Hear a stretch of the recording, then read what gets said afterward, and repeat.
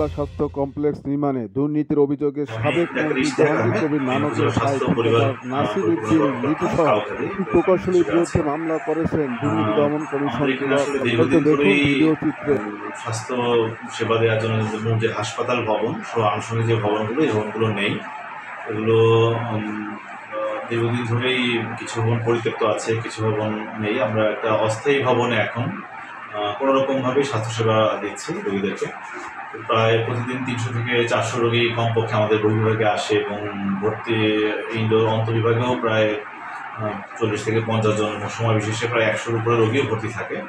তো এই রোগীদেরকে সেবা দেওয়ার জন্য আসলে আমাদের কোনো ভবন নেই। আমরা অস্থায়ী যেটা কোয়ার্টার, সেটাও পরিত্যক্ত কোনোভাবে করে আছে, সেখানে আমরা গাদাগাদি করে কিছু রোগী সেবা দিচ্ছি।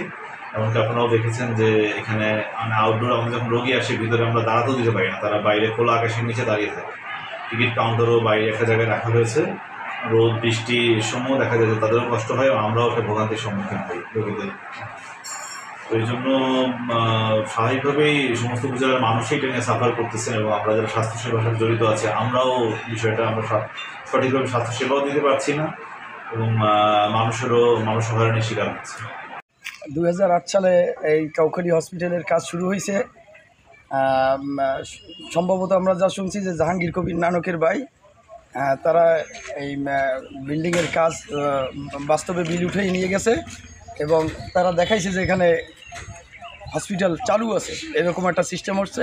এবং এরকমও শুনছি যে ওখানে ফাইলপত্রই পাচ্ছে না, দুদক যে মামলা করবে এরকম কথাও শুনছি।